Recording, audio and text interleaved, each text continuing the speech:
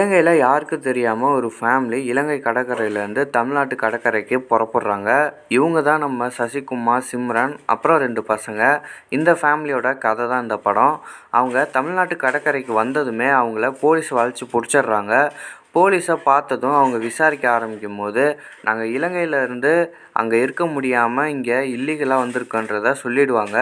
யார் மூலமாக வந்தீங்கன்னு கேட்கும்போது, எனக்கு தெரிஞ்ச மச்சான் ஒருத்தன் இங்கே இருக்கான், அவன் மூலமாக தான் வந்தேன்னு சொல்லுவாங்க. அவர் தான் நம்ம யோகி பாபு. படகுல போலீஸை பார்த்து பயந்து அவர் யாருக்கும் தெரியாமல் ஒளிஞ்சிருப்பார். நம்ம சசிகுமார் காட்டி கொடுத்துருவாரு. அப்புறம் அவங்க எல்லாத்தையும் ஒன்றா சேர்த்து வேனில் உட்கார வச்சு போயிட்டுருப்பாங்க. கூட்டிகிட்டு போய் அவங்கள இங்கேருந்து அவங்க இலங்கைக்கு அமுச்சு விடுறதுக்கு போலீஸ் கூட்டிகிட்டு போகிற வழியில் சசிகுமார் அந்த போலீஸை பார்த்து, எங்களை விட்டுருங்க, நாங்கள் இலங்கையில் இருக்க முடியாமல் தான் இங்கே வந்திருக்கோம் அப்படின்னு கெஞ்ச பார்ப்பார். அப்போ இந்த ஆவேசம் படத்தில் ஒரு பையன் இருப்பான்ல, அவன் தான் இங்கே பெரிய பையன். அந்த பையன் நீங்கள் அவன் கால்லாம் பிடிக்கக்கூடாதுன்னு சொல்லி ரொம்ப சத்தம் போடுவான் சசிகுமார் அவங்க அப்பா கிட்ட. அப்போ சின்ன பையன் ஒருத்தன் பேக்லேருந்து ஒரு நாய்க்குட்டியை வெளியே எடுப்பான். அந்த பையன் அந்த நாய்க்குட்டியை கொஞ்சிக்கிட்டு அந்த போலீஸ்காரை பார்த்து, இந்த நாயோட பேர் ஜெனி, இது எங்கள் அப்பா எனக்கு கிஃப்டாக கொடுத்தாரு, இது எங்கள் குடும்பத்தில் இன்னொரு ஆள், நாங்கள் இந்த நாய் உங்கள்கிட்ட கொடுத்துட்டு போகிறோம், அந்த நாய்க்கு நீங்கள் சாப்பாடு போடுவீங்களான்னு அந்த போலீஸை பார்த்து கேட்பான். நான் ஏன் அந்த நாய்க்கு சாப்பாடு போடுவேன்னு நீ நினைக்கிறேன்னு சொல்லுவார். முன்ன பின்ன தெரியாத எங்களோட மாமாவுக்கே நீங்கள் தண்ணி வேணுமான்னு கேட்டீங்க, அப்போ இந்த நாய்க்கும் கண்டிப்பாக நீங்கள் சாப்பாடு போடுவீங்க. இலங்கையில் நாங்கள் எடுத்துகிட்டு போனால் எங்களுக்கு ஒரு வேளை சாப்பாடு தான் கிடைக்கும், இந்த நாய் எங்களால் பட்னியாக கிடக்கும். ஆனால் நான் உங்ககிட்ட கொடுத்துட்டு போனால் நீங்கள் அதுக்கு சாப்பாடு கொடுத்து நல்லா பார்த்துக்குவீங்கள அப்படின்னு சொல்லுவான். அப்போ யோகி பாபு, நானும் அந்த நாயும் ஒன்றாடான்னு சொல்ல அந்த போலீஸ்க்கு சிரிப்பு வந்துடும். உடனே அந்த நாய்க்குட்டியை வாங்கி கொஞ்சிட்டு அந்த பையனை பார்த்து உன் பேர் என்னடான்னு கேட்பாரு. அந்த பையன் ஆகாஷ்னு சொல்லுவான். உடனே அந்த போலீஸு, என் பையனோட பேரும் ஆகாஷ் தான், அவனுக்கு பேச்சு வராது, ஒருவேளை பேச்சு வந்தால் இவனை மாதிரி தான் வாயடிச்சிட்ருப்பான் அப்படின்னு சொல்லுவார். அப்புறம் என்ன யோசிச்சாருன்னு தெரில. உடனே சசிகுமாரை பார்த்து, நான் உங்களை பார்க்கல, நீ எங்களை பார்க்கலன்னு சொல்லிட்டு அவங்கள அந்த ரோட்லேயே இறக்கி விட்டு போலீஸ் வந்து கிளம்பிடும். இப்போ தாங்க ஒரு ட்விஸ்ட் வருது. அந்த நாயோட பேர் ஜெனி இல்லை, ஃபஸ்ட்டு அந்த நாய் அவங்களதே இல்லை, ஏதோ ஒரு இடத்துல இருந்து அந்த பையன் எடுத்து பேக்கில் போட்டிருக்கான். அதை யூஸ் பண்ணி இவங்க இப்போ தப்பிச்சிருக்காங்க. அந்த பையனோட பேரும் ஆகாஷ் இல்லைங்க, அவனோட பேர் வேறு. இது எல்லாமே அந்த பையன் போட்ட பிளானு தான். அந்த போலீஸோட கையில் ஆகாஷ்னு பச்சை குர்த்தி இருக்கும், அவரோட சட்டையில் வேறு நேம் இருந்துச்சு. அப்போ இது அவனோட பையன் அப்பாவோட நேமாக தான் இருக்குன்னு சொல்லி அந்த பையன் யோசித்து தான் இப்படி ஒரு பிளானை போட்டு எஸ்கேப் ஆகியிருக்காங்க. இந்த இடத்துல தான் டூரிஸ்ட் ஃபேமிலி அப்படின்னு நேம் வரும். பேக்ரவுண்டில் ஆச்சால சாங் ஓடிட்டே இருக்கும். அந்த ஃபேமிலி அந்த யோகி பாபோடு சேர்ந்து ஒரு இடத்த தேடுவாங்க, ஒரு வீட்டை தேடி தங்கறதுக்கு காரில் தேடிட்டுருப்பாங்க. அப்படி அவங்க தேடும்போது ஒரு நாள் ஒரு ரோட்டில் ஒருத்தன் குடிச்சிட்டு மயங்கி கிடந்திருக்கான். அதை பார்த்த சசிகுமார் வண்டியை நிறுத்திட்டு போய் அவனை எழுப்பியிருக்காரு. அவன் எழுந்திருக்கவே இல்லை. உடனே ஆம்புலன்ஸை கால் பண்ணி அவனை ஹாஸ்பிட்டலுக்கு அனுப்பிவிட்டு தான் அங்கேருந்து கிளம்புனாரு. யோகி பாபும் அவங்களோட குடும்பமுமே இந்த விஷயத்துக்கு அவரை திட்டிகிட்டு தான் இருந்தாங்க. நம்ம எதுக்கு வந்திருக்கோம், இதெல்லாம் நமக்கு தேவையா அப்படின்னு தான் திட்டிகிட்டு இருப்பாங்க. அங்கே இங்கே தேடி கடைசியாக கேசவா காலனி நகர்னு ஒரு இடத்துல போய் வீடு எடுத்து தங்குவாங்க. அந்த வீட்டில் கீழே ஓனர் இருப்பாங்க, மேலே இவங்க இருப்பாங்க. யோகி பாபு தான் இந்த வீட்டை கண்டுபிடிக்கிறதுக்கு அவங்களுக்கு ஹெல்ப் பண்ணியிருப்பார். அந்த வீட்டில் ஒரு ஹஸ்பண்ட், ஒய்ஃப், ஒரு பொண்ணு இவங்க இருப்பாங்க. கீழே இருக்க ஓனர் வீட்டில் ஒருத்தர், அவரோட ஒய்ஃபு, அவங்களோட பொண்ணு 3 பேர் தான் தங்கியிருப்பாங்க. அவங்க ஹஸ்பண்டோட வேலை என்னான்னு தெரிஞ்சுக்க யோகி பாபு நிறையா ட்ரை பண்ணியிருப்பார்.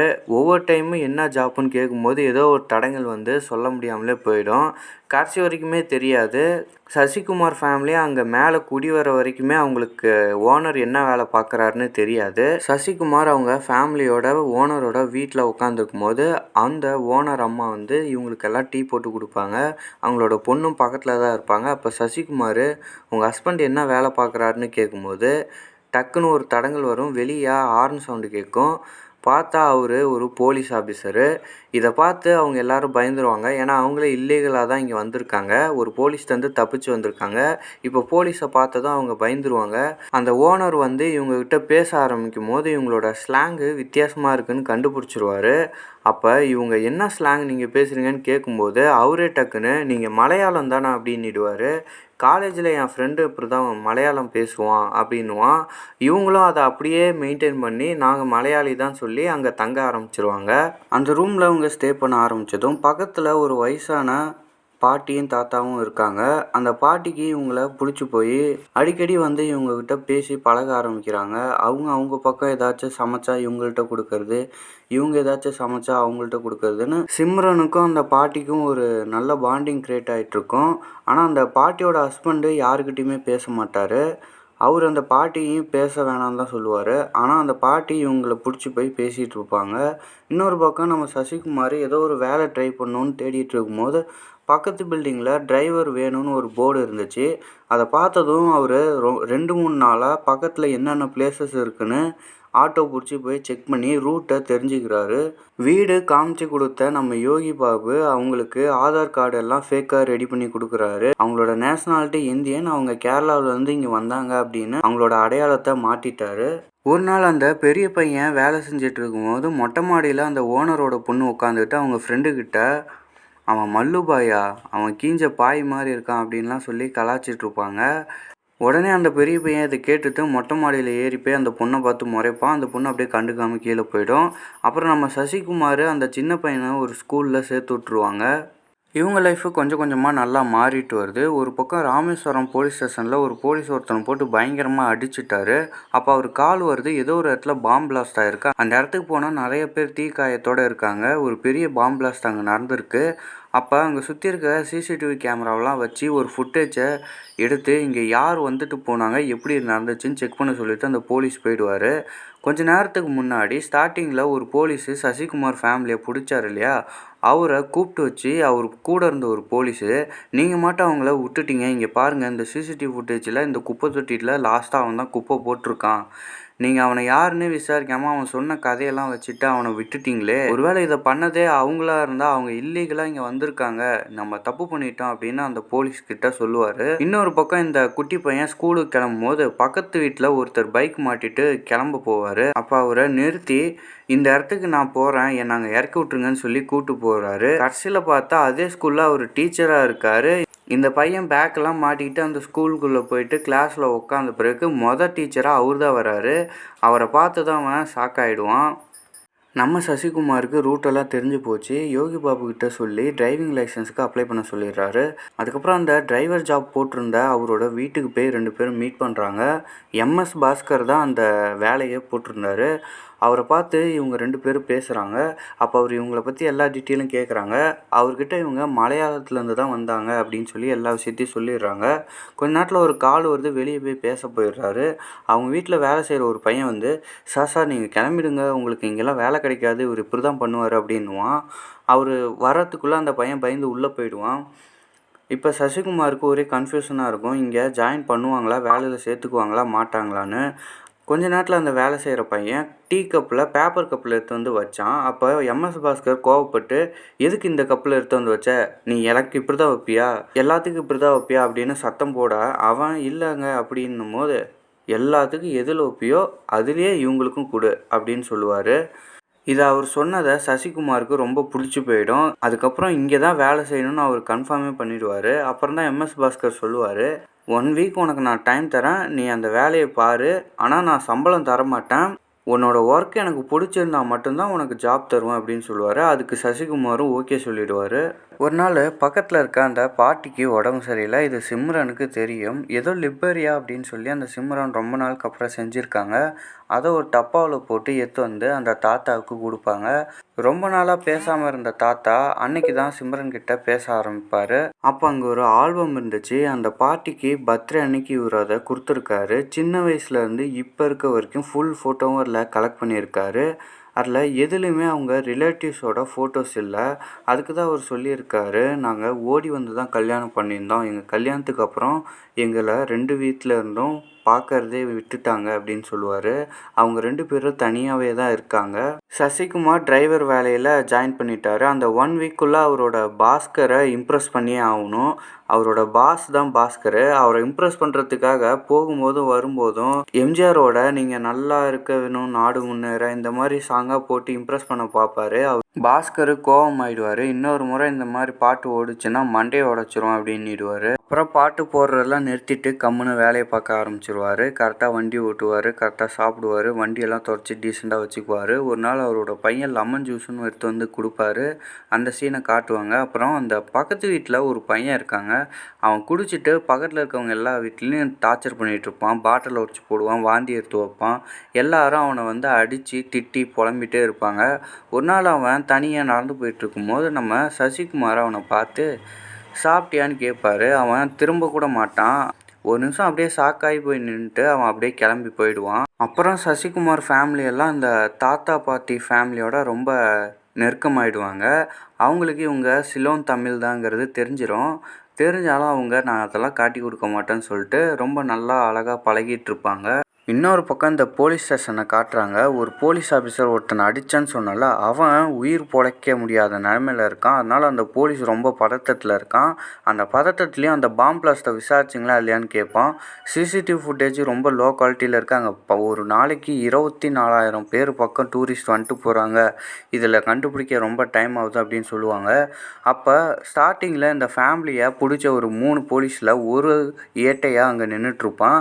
அப்போ அவன் சொல்லு போகும்போது அந்த மெயினாக நீங்கள் இங்கேருந்து போயிடுங்கன்னு சொன்னான் பார்த்தியா, அவன் வந்து கூப்பிட்டு என்னடா சொல்கிற, ஒரு குப்பை தொட்டியில் குப்பையை போட்டாங்கிறதுக்காக அவங்க குடும்பமே இதுக்கு தான் காரணம்னு எப்படி சொல்கிற அப்படின்னும் போது, அவங்க நல்லவங்களாகவே இருக்கட்டும், நம்ம அவர்கிட்ட சொல்லிடுவோம், அவர் முடிவு எடுத்துக்கிட்டோம் அப்படின்னு சொல்லுவாங்க. அப்போ இன்னொருத்தர் சொல்லுவார், எங்களுக்கும் குடும்பம் இருக்குது, ஒரு வேளை இதில் ஏதோ பிரச்சனை வந்துச்சுன்னா நான் உங்களை கையை காட்டிட்டு போயிடுவேன்னு சொல்லி போயிடுவாங்க. அதனால் அந்த மெயினாக வார்த்தையை விட்ட அந்த போலீஸ்க்கு ஒரு ப்ரெஷர் வந்துடும், ஏன்டா இவங்களை உத்தம்னு. ஒரு நாள் நைட்டு மொட்டை மாடியில் அந்த பெரிய பையன் உட்காந்துட்டு யாருக்கோ கால் பண்ணி பார்க்குறான். ஒரு பொண்ணு தான். ஸோ லவ் ஃபெயிலியர் போல். அவன் உட்காந்துருக்கும் போது பக்கத்தில் ஒரு பையன் வாயில் கை வச்சுட்டு உட்காந்துருக்கான். டக்குன்னு அவனை பிடிச்சி கட்டிடுறான். எல்லோரும் மேலே வந்துடுறாங்க. அவனை திருடன்னு நினச்சி எல்லோரும் அடிக்க ஆரம்பிச்சிடுறாங்க. அந்த ஓனர் போலீஸ் தானே, உடனே அவனை அடித்து போட்டு இந்த கேட்டை தாண்டி எப்பட்றா வந்தான்னு சொல்லி கேட்பான். அவன் சொல்ல மாட்டான். அவன் ஃபோனை வாங்கி செக் பண்ண சொல்லுவான். ஃபோனில் கடைசியாக கால் பண்ணியிருக்கிறது பொண்டாட்டின்னு இருக்கும். அந்த பொண்டாட்டிக்கு கால் பண்ணுன்னு சொல்லுவான்.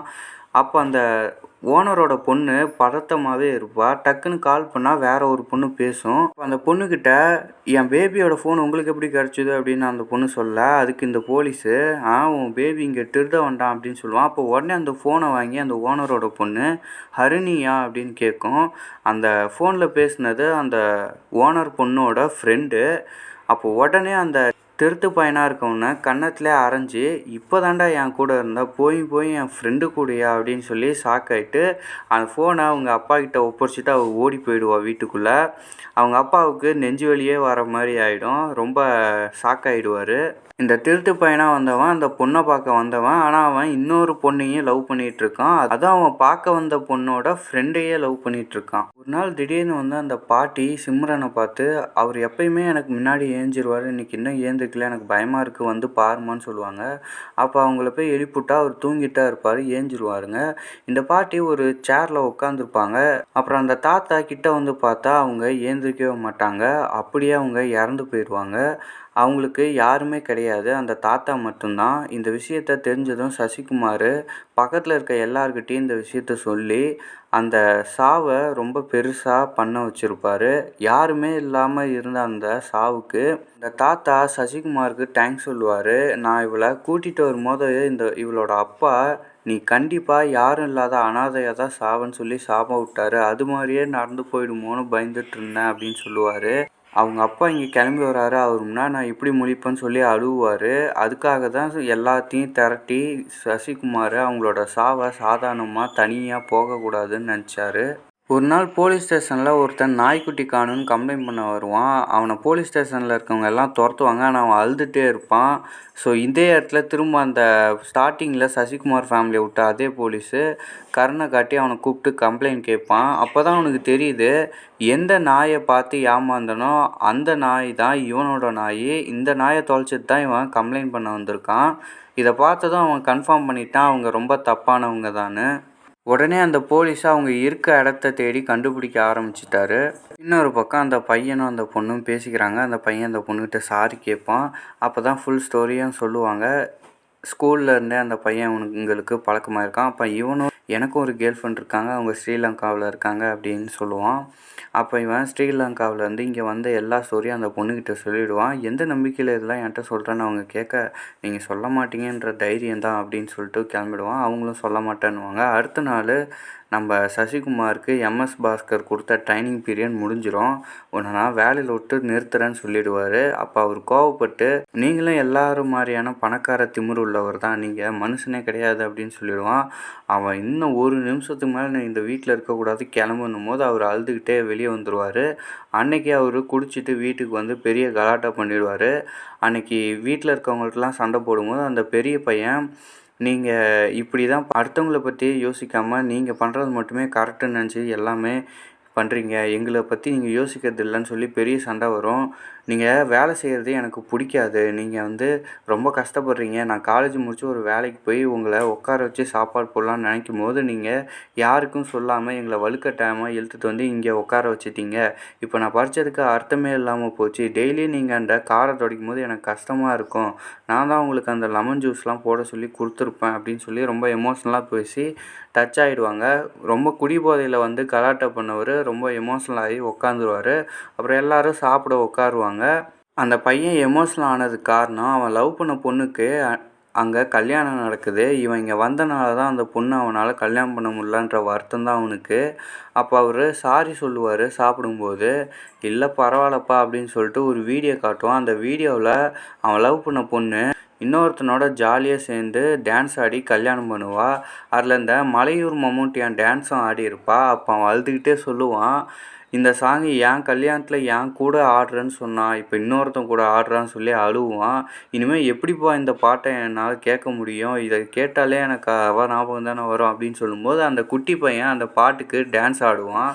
அப்போ டான்ஸ் ஆடிட்டு, இனிமேல் இந்த பாட்டு கேட்டால் உனக்கு அதுவாக ஞாபகம் வரும்னு சொல்லி அந்த பையன், சசிகுமார், குட்டி பையன் 3 பேரும் ஜாலியாக டான்ஸ் ஆடுவாங்க. இன்னொரு பக்கம் அந்த பெரிய போலீஸு அவன் அடித்தவன் சாகிற நிலைமையில் இருக்கனால பெரிய பிரச்சனையாகி அந்த மேலதிகாரிலாம் இவனை கூப்பிட்டு திட்டுறாங்க. அப்போ இவனுக்கு கீழே இருக்க அந்த போலீஸ் வந்து எல்லா உண்மையும் சொல்லிடுறாரு அந்த ஃபேமிலியை பற்றி. இப்போ தான் ஒரு ஐடியா பண்ணுறாரு, நீ எனக்கு அந்த ஃபேமிலியை காட்டி கொடுக்கலன்னா அந்த பாம் பிளாஸ்ட்டுக்கு நீ தான் காரணம்னு சொல்லி கேஸை மாற்றி விட்ருவோன்னு சொல்லுவார். அதனால் அந்த போலீஸு இந்த ஃபேமிலி தான் அவங்களுக்கு காரணம்னு சொல்லி இந்த கேஸை முடிச்சு கொடுத்தா அந்த கேஸ்லேருந்து வெளியே வரத்துக்கு இவருக்கு ஒரு சான்ஸ் கிடைக்கும். இதை அவர் நல்லா யூஸ் பண்ணிக்கிட்டு அந்த ஃபேமிலி மேலே பழியை போட ஆரம்பிச்சிட்டாரு. அடுத்த நாள் சசிகுமார் எம்எஸ் பாஸ்கரை பார்த்து, நான் நேற்று உங்கள்கிட்ட ரொம்ப கோபமாக பேசினதுக்கு என்னை மன்னிச்சிடுங்க, நான் அந்த மாதிரி பண்ணியிருக்கக்கூடாது, நீங்கள் ரொம்ப நல்லவர் அப்படின்னு சொல்லுவார். அப்புறம் நான் உங்கள்கிட்ட ஒரு விஷயத்த மறைச்சிட்டேன், நான் வந்து மலையாளி இல்லை, நான் ஸ்ரீலங்கா அப்படின்னு சொல்லும் போதே கார் கீயை கொடுத்து நாளிலேருந்து ஜாயின் பண்ணிக்க அப்படின்னு சொல்லுவார். அவர் இவ்வளோ நாளாக இவனை செலக்ட் பண்ணாமல் இருந்தது காரணம், சசிகுமார் ஸ்ரீலங்காங்கிறத அவர் ஃபஸ்ட் நாளே கண்டுபிடிச்சிடுறாரு. இவர் மலையாளின்னு பொய் சொன்ன ஒரே விஷயத்துக்காக தான் அவனை ஜாப்பில் சேர்க்காம வச்சுருந்துருக்காரு. அப்புறம் வேலையில் ஜாயின் பண்ணால் மாதம் சேலரிலாம் வர அவங்க குடும்பத்தில் எல்லோரும் சந்தோஷமாக இருக்காங்க. உண்மை என்னன்னா, இவங்க ஸ்ரீலங்காங்கிறது அங்கே இருக்க எல்லாருக்குமே தெரிஞ்சிச்சு. அந்த கேசவா காலனியில் இருக்க அந்த வீட்டு ஓனர் போலீஸார் கூட இவங்க ஸ்ரீலங்காங்கிறது தெரிஞ்சிருச்சு. ஆனால் அந்த போலீஸ் எதுவும் கோபமாலாம் பேசலை. அப்பயும் என் காலேஜ் ஃப்ரெண்ட்ஸு கேரளான்னு தான் சொன்னாங்க அப்படின்னு சொல்லி ரொம்ப ஜாலியாக தான் அந்த படத்தை கொண்டு போயிருப்பாங்க. ஒரு நாள் அந்த காலனியில் ஒரு கல்ச்சுரல் நடக்கும். அப்போ அந்த ஓனரோட பொண்ணும் அந்த பையனும் உட்காந்துருப்பாங்க. அப்போ சும்மா விளையாட்டுக்கு பேசிக்குவாங்க. அவள் லண்டன் போகிறான்னு சொல்லும்போது, நம்ம பையன் வேணுன்னே விளையாட்டுக்கு, நான் மட்டும் லவ்வராக இருந்தேன்னா நான் கடல் திறந்து வரேன் அப்படின்னு சொல்லுவான். சும்மா நக்கலுக்கு தான் சொல்லியிருப்பான். அப்போ அந்த பொண்ணு, நீ என் லவ்வராக இருந்தால் நீ கடல் கடந்து வர வேண்டாம், நீ ஆல்ரெடி கடல் கடந்து தான் எனக்காக வந்திருக்க அப்படின்னு சொல்லுவாங்க. ரொம்ப அழகாக இருக்கும் அந்த சீன் பார்க்க. ஒரு பக்கம் அந்த போலீஸு இந்த ஃபேமிலி வரும்போது ஒரு கேப் யூஸ் பண்ணியிருப்பாங்க. அந்த கேப் டிரைவரை பிடிச்சி அடித்து விசாரித்து இவங்க எங்கே இறங்கியிருக்காங்கன்ற விஷயத்த கண்டுபிடிச்சிருவாங்க. இன்னொரு பக்கம் அந்த காலனியில் அந்த பாட்டி இறந்ததுக்காக ஒரு திதி மாதிரி ஒன்று நடத்துவாங்க. அது ஒரு ஆடிட்டோரியம் மாதிரி நடக்கும். அதில் அந்த காலனியில் இருக்க எல்லாருமே பேசுவாங்க.